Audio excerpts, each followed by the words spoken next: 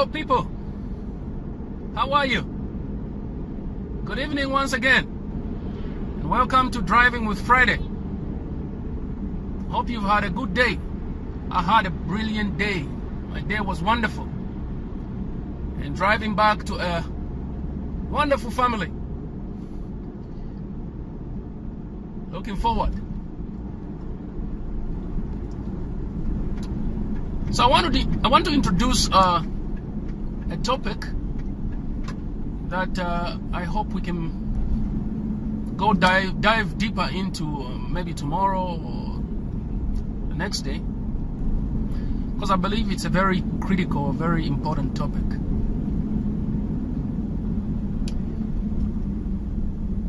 It's a topic that is essential for your future. I believe that every person is entitled to a time in their lives when they can enter into a time of rest.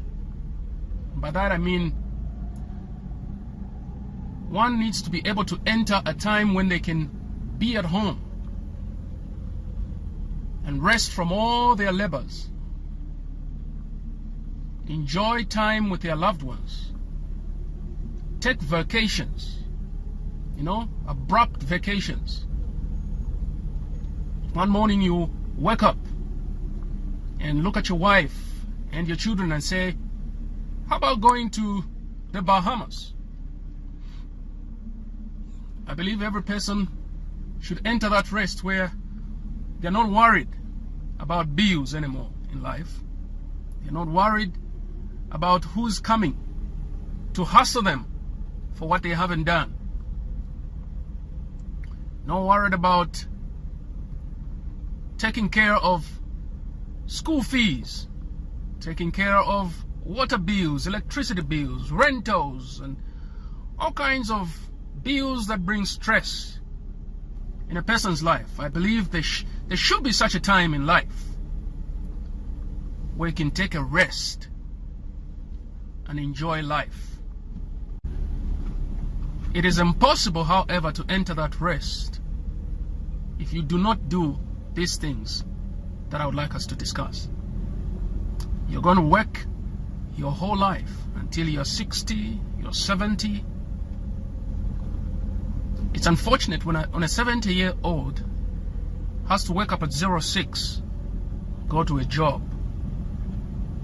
Not because he wants to, but because he has to. Otherwise, he won't eat. His family won't eat.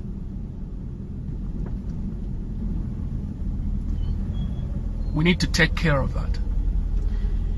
And if you're a young man, a young woman, you need to be able to take care of that. You need to take care of that now, while you're still young, while you're still strong, while you have the strength to work. What I want us to talk about is creating multiple streams of income.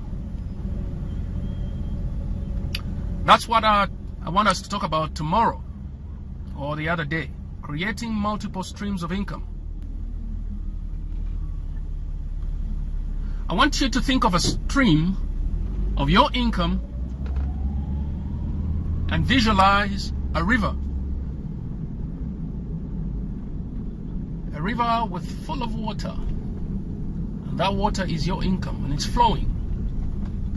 And then there are streams flowing into that river. Different streams. And the amount of water flowing in that river is dependent on how many streams are pouring into it. So, I'd like to just pre-frame you and think about that for now. But before we do that, there's something that has been bothering me, and I just wanted to mention this. And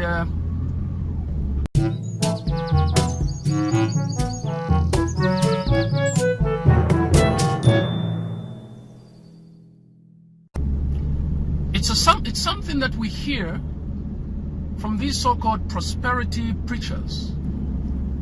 Zambia is a Christian nation, and I believe a lot of people go to church. lot of people, even if they are not Christians, Sunday comes and most of them find themselves in church. It's a good thing. But of late we've had these prosperity preachers, and I want you to hear me good. I call them prosperity preachers, or they are called prosperity preachers because they have a message that is supposed to teach prosperity. However, that message only prospers themselves and not the members of their churches. When they preach that message of prosperity, they preach the half-truth. They don't preach the whole counsel.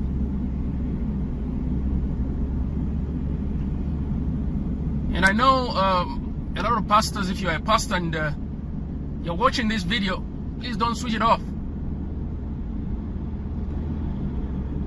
Because you need to be able to teach your members the whole counsel. I believe it was Jesus himself who brought his disciples together. And he told them and said, I will give you the keys of the kingdom. Whatsoever you shall bind on earth shall be bound in heaven. Whatsoever you shall loose on earth shall be loosed in heaven. My emphasis is on the word keys. Jesus said, I will give you the keys. Not one key, keys. But the prosperity preachers have only been preaching one key. And that key is give your tithes and offerings. If you consistently give your tithes and offerings, God is going to prosper you and you're going to be wealthy. Lies. That is a lie.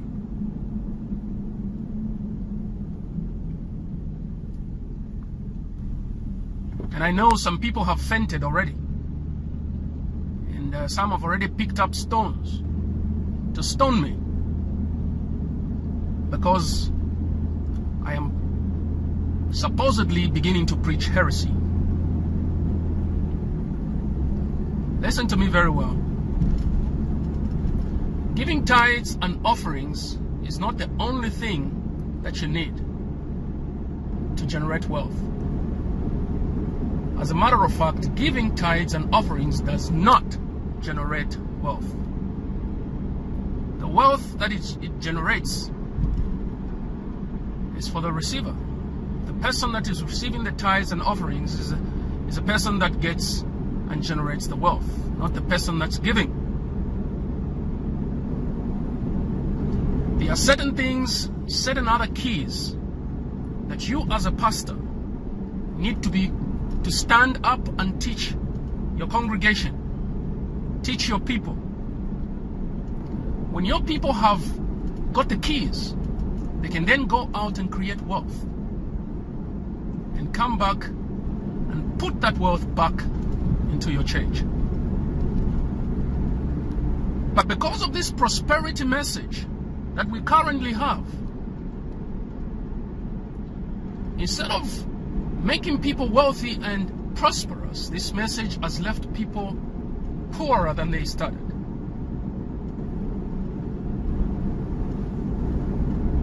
It's a sorry sight. A lot of people are hoodwinked into giving, hoodwinked into paying tithes, hoodwinked. Now, listen to me. You do not,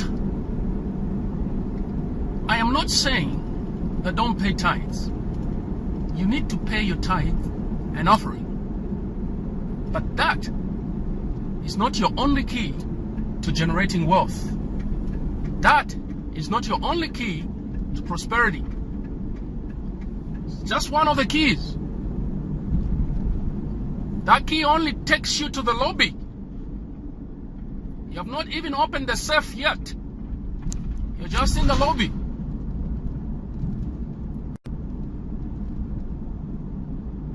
Jesus said, I will give you the keys of the kingdom. Do you want to go into the kingdom or just end up at the lobby of the kingdom? Tithes and offerings is a key to the lobby. Join me tomorrow as we talk about generating multiple streams of income and the keys that are essential to make you prosperous and generate wealth for you. Thank you for today.